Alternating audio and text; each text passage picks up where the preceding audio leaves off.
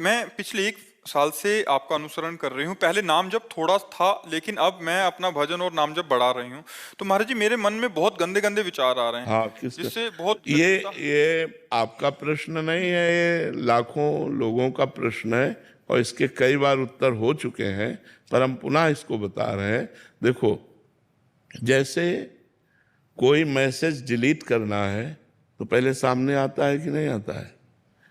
ऐसे ही जब हम नाम जप करते हैं तो नाम हमारे मन के सारे विकारों का नाश करता है। तो हमारे मन में जो छिपी हुई गंदगी है वो बाहर आती है। तब हम उसे देखते हैं कि जब भजन नहीं करते थे तब तो इतनी गंदगी नहीं थी, क्योंकि उस समय गंदगी ले रहा था मन। समझ रहे ना?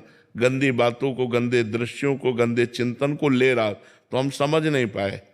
जैसे सीसी कैमरा में बैठे हैं, वो आपका सब ले रहा है लेकिन आपको समझ में नहीं आया।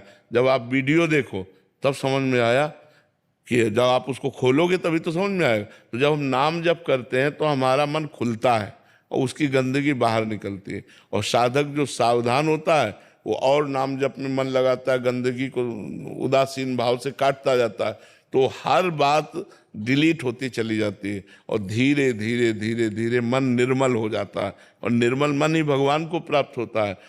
अब जैसे 100 मैसेज आपके हैं तो हम एक डिलीट किया, पर फिर भी आपका नाम और मैसेज, फिर डिलीट किया, फिर वही आपका नाम मैसेज। तो साधक परेशान हो जाता है कि अगर डिलीट हो रहा है तो एक बार में काम का मैसेज था, डिलीट हो जाता, ये वही काम वही गंदगी वही। तो करोड़ों अनंतों बार हमारा मन जो है अनेक जन्मों में गंदी बातों को पकड़ा है। तो हमें बहुत समय लगेगा। धैर्य पूर्वक नाम जप करते रहें तो धीरे धीरे हमारा मन निर्मल होता जाएगा। हमारे मन की जितनी गंदी बातें हैं सब वो नष्ट हो जाएंगी। तो हमें धैर्य रखना होगा।